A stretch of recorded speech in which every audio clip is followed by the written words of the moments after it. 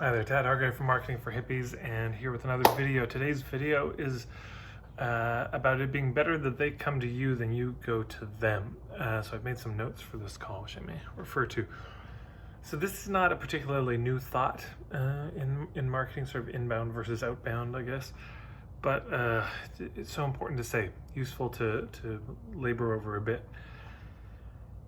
There are certain situations and scenarios in marketing or selling that are just rife with pressure. The pressure is just built in. No matter how you do it, there's going to be a kind of just structured into the situation. There's going to be pressure.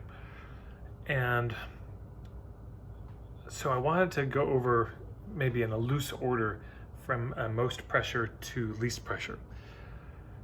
So the most pressure in a situation is where you are sitting with somebody and you ask them for the business, and particularly when that's it's one-on-one and it's out of the blue. They're not expecting it, and all of a sudden they're subjected to a pitch. You know, you go for coffee with somebody and it turns into an Amway presentation. This is just high pressure because it's one-on-one, very hard to escape. Another one might be you go to a presentation, but it's a group.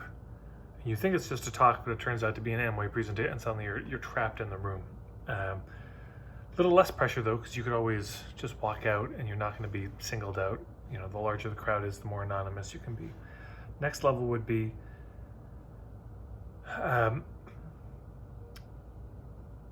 you're meeting with somebody that's still in a business context. So maybe they're aware that some sort of a pitch or an offer might be coming and you make it. The next one might be you go to a group workshop and you're expecting that there might be a pitch, and then it's offered and it's made. Less pressure than that might be a mass email that goes out offering, you know, what your services are. Maybe there's a bit of pressure, but it's over email, so people don't have to deal with it. They can just delete and unsubscribe if they want. Next might be a mass email, not asking for the business, but asking them to spread the word. You can see how that's less pressure. Instead of saying, hey, come to my workshop. Hey, could you help spread the word about my workshop? It's less, you're asking less of them. And of course, the same thing goes for one-on-one. If you send it, this is something I teach in my Hub Marketing ebook, but I've done this a number of times when I've figured out who some of the hubs were in the community, you know, or was connected to them through certain people, and I reached out and said, hey, this person said to reach out. They thought you might have some ideas on where to spread the word, and I just asked for their advice on where to spread the word, and almost always they got back to me saying, I'd be happy to spread the word, even though I never asked them to spread the word. And I think this works because it takes the pressure out of the situation. Little less pressure still, a mass sharing of content with a link to book a session. So you share a blog post, you say, hey, if the ideas in this blog post resonate, you can book a session here. That's less pressure. Less pressure than that even is when somebody, let's say you lead a workshop and then you offer a little form at the end, feedback form, follow-up form, and you say, check this box if you'd like to talk about working with me on this. And they check that box, and then you follow up with them. Well, they gave you permission. So they're actually looking forward to the conversation. They want to talk to you. Okay, but you notice most of those first ones, you're reaching out to them. Then part of the shift is now they start reaching out to you. Because there's much less pressure if they reach out to see if you can help them. They reach out and say, hey, I've heard about your work, I'd like to talk to you. That's much less pressure than you reaching out to them. It changes the whole dynamic. And of course, the least pressure is they just call you to hire you. So this is what I want to get to. You know, Peter Drucker had a great line about marketing. He said the purpose of marketing is to make selling redundant, meaning you don't need it. I've never, you know, with my mentorship program, I've never sold anyone into it. And I'm proud of that. I've never tried to convince somebody to sign up. I've offered it to people. I've mentioned it. So I think this might help. But that's about the extent of it. Then I send them the link and they either sign up or they don't. It's much better when people just call you and email you and say, hey, how do I book a session with you? How do I work with you? Or you wake up and they've just booked a session.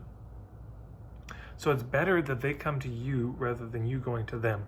So to me, so much of marketing is about setting up the infrastructure and architecture that allows that to happen. How do you do that? Well, it's the 3 elements of marketing. I talk about this in my day-long one-on-one workshop.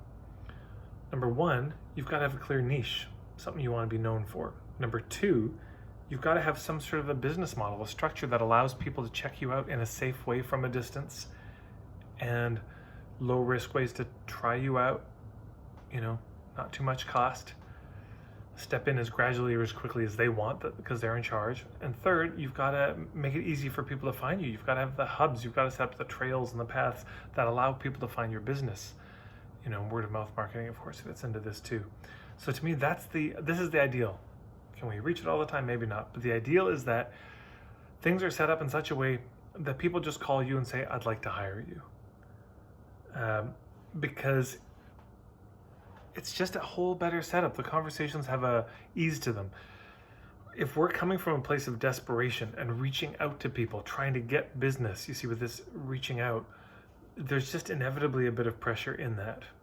And the more we can flip it so that they're in fact coming to us, it's more effective. Or there's less pressure.